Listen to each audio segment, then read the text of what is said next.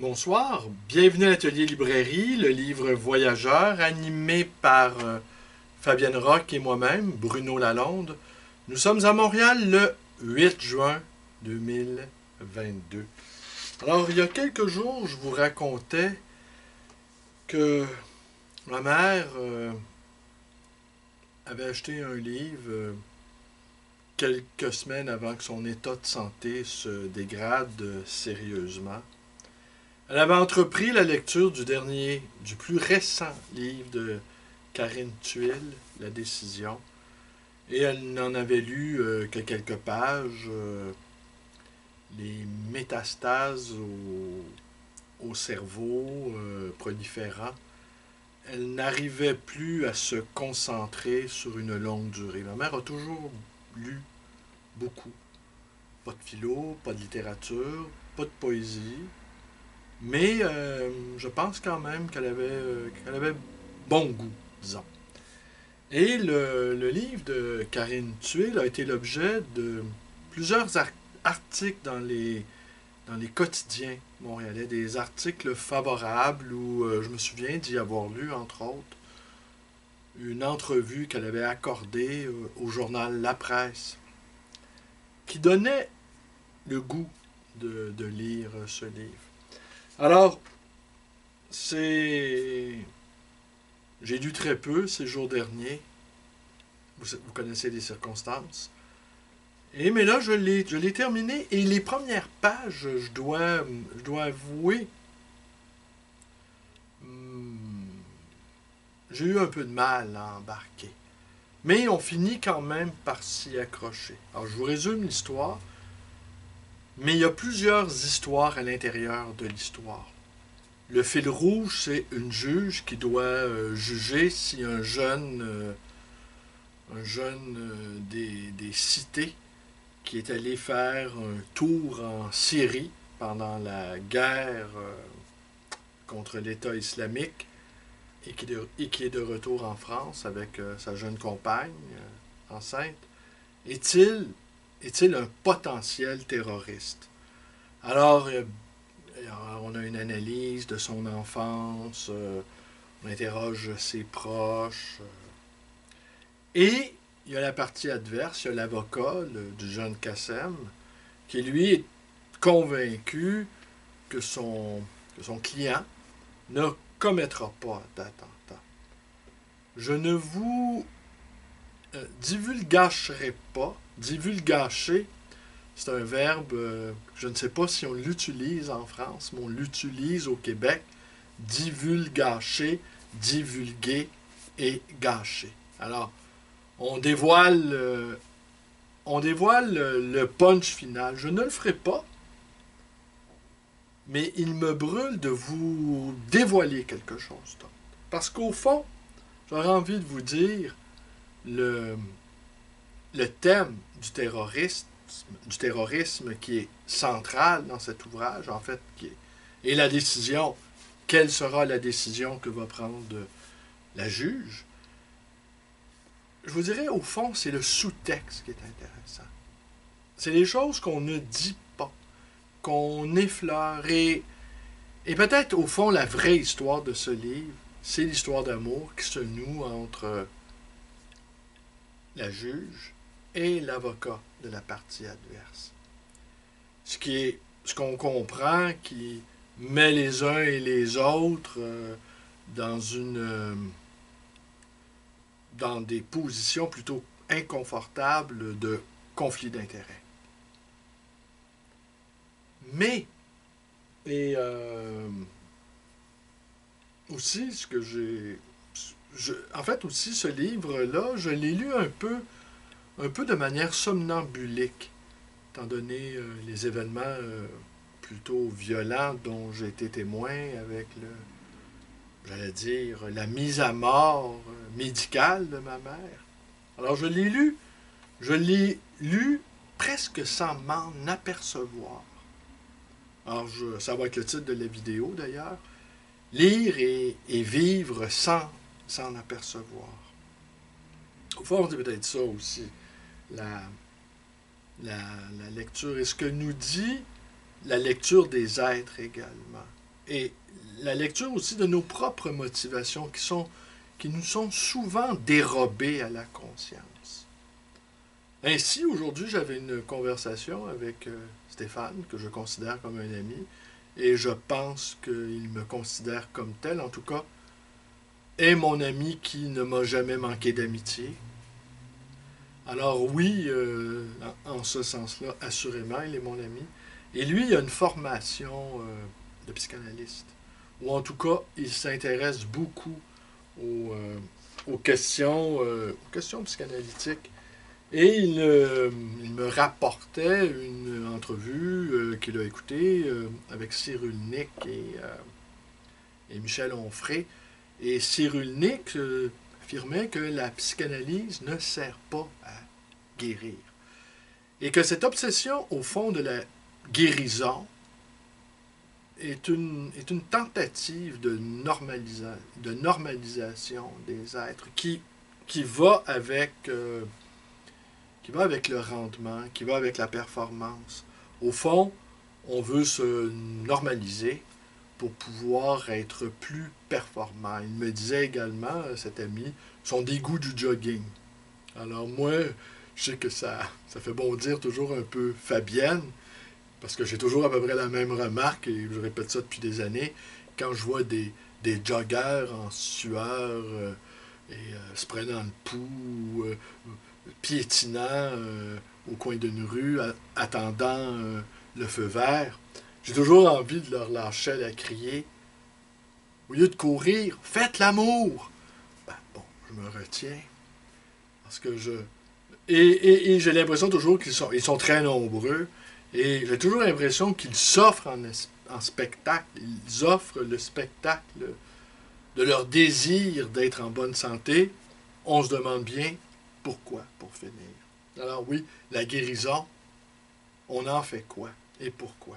Et cet ami me citait donc, me disait à quel point Cyrulnik avait d'une certaine manière malmené Onfray. Et Onfray a évoqué l'argument aussi pour disqualifier Freud, que Freud aimait beaucoup l'argent. Écoutez, tout le monde aime l'argent, hein, je pense. J'ai fait plusieurs achats dans des communautés religieuses et quand j'allongeais les billets sur la table suite à la transaction, eh bien, c'est les mains les mains consacrées à Dieu s'emparaient des précieux billets et je pouvais percevoir quand même une légère émotion. Peut-être aussi dans les communautés religieuses où les personnes ne possèdent pas de biens en propre ni de biens financiers, va sans dire.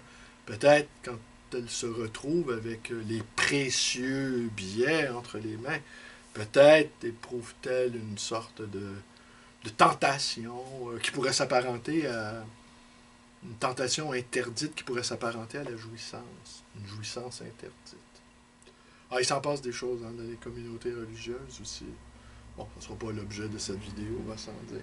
Alors, cet ami me citait donc que oui, la psychanalyse ne sert pas à guérir, mais c'est un temps d'arrêt nécessaire pour réfléchir à sa propre vie.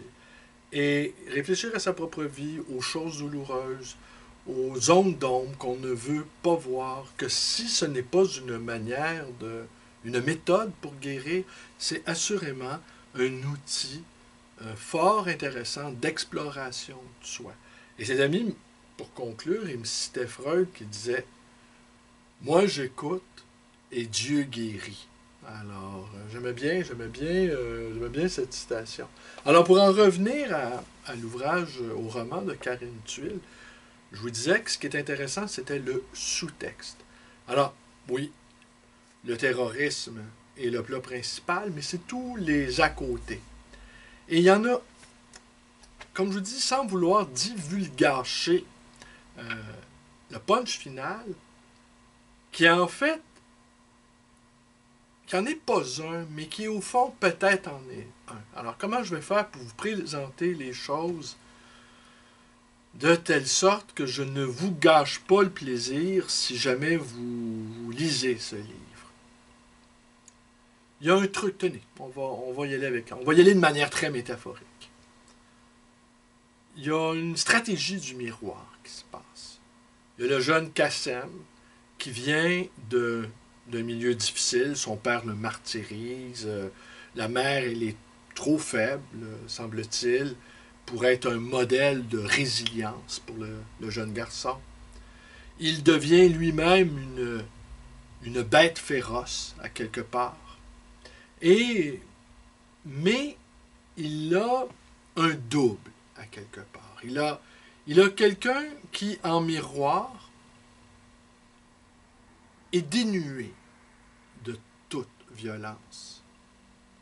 Une sorte d'agneau, une sorte d'individu dénué de toute forme de ressentiment, de méchanceté, de hargne, de violence. Un être vierge de toute intention mauvaise. Et on ne le voit jamais dans le texte. Et pourtant, il est peut-être la clé la plus importante de ce roman. Car cet être qu'on ne voit pas, qu'on ne devine pas, eh bien, est la clé de voûte d'un comportement d'un des trois personnages principaux du roman.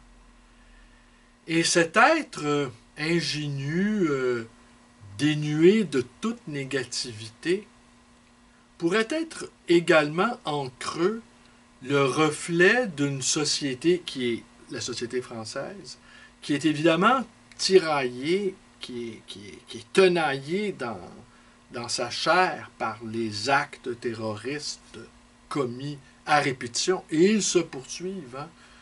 Il y a quelques jours encore, un médecin a été poignardé, pratiquement dans l'indifférence générale.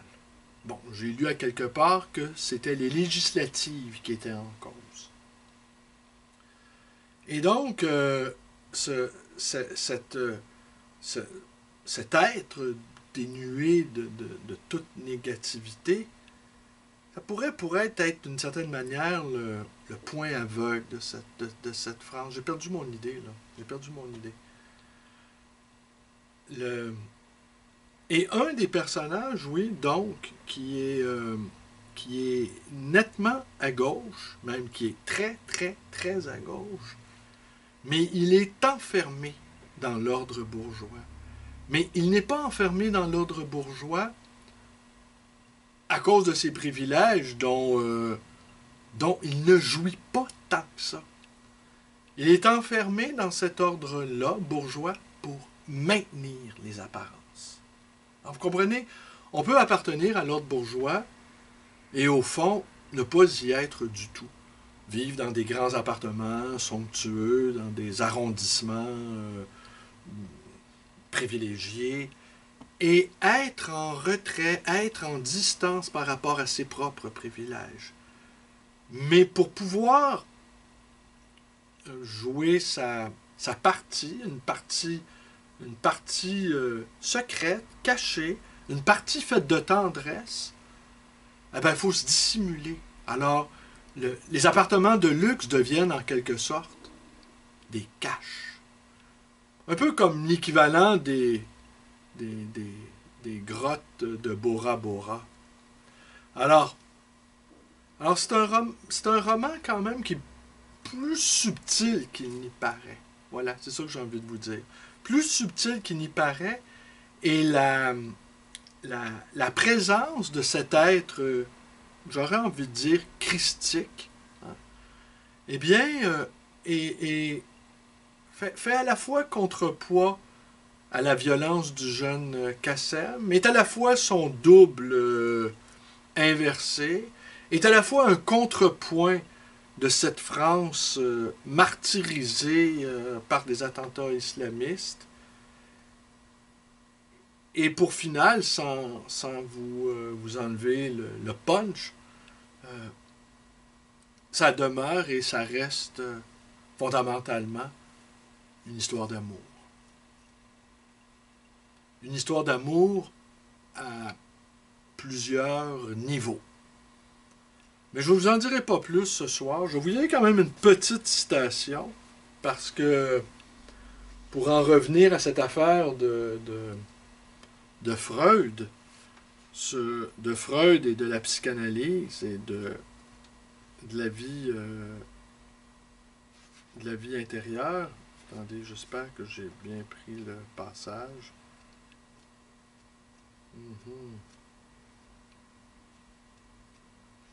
Attendez, bon, voilà, c'est ça que des fois je manque de méthode un peu.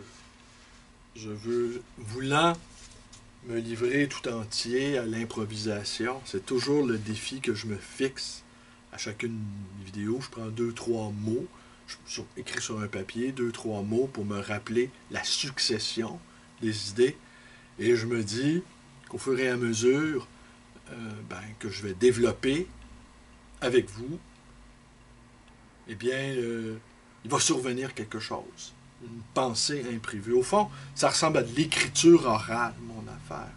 Ce que me faisait remarquer une amie, c'est très écrit, tes interventions. Mais c'est beaucoup plus drôle de parler que d'écrire. Alors ça, c'est clair. Alors, elle écrit Karine Tuile, on attend tout de l'existence. On peut se soumettre aux lois du hasard, affirmer sa liberté et se rebeller contre ses revirements tragiques. On peut ployer sous les déterminismes ou tenter d'échapper à soi.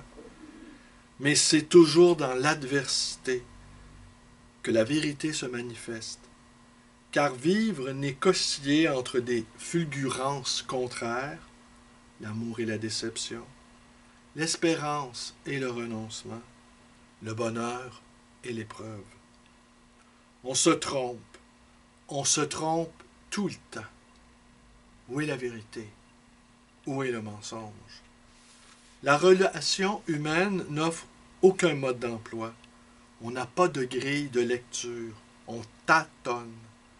Ce n'est parfois que du ressenti. On s'appuie sur le lien qu'on a été capable de créer.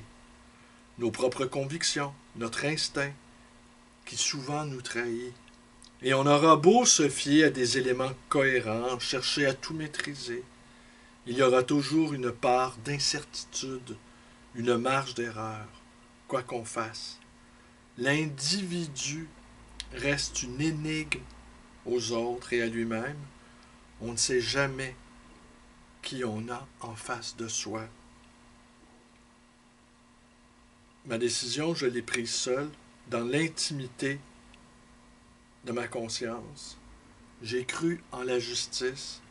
J'ai voulu croire en l'homme. Et la seule réponse à ceux qui vous opposent la mort, c'est la vie. C'est toujours la vie. Alors voilà, la décision de Karine Tuile.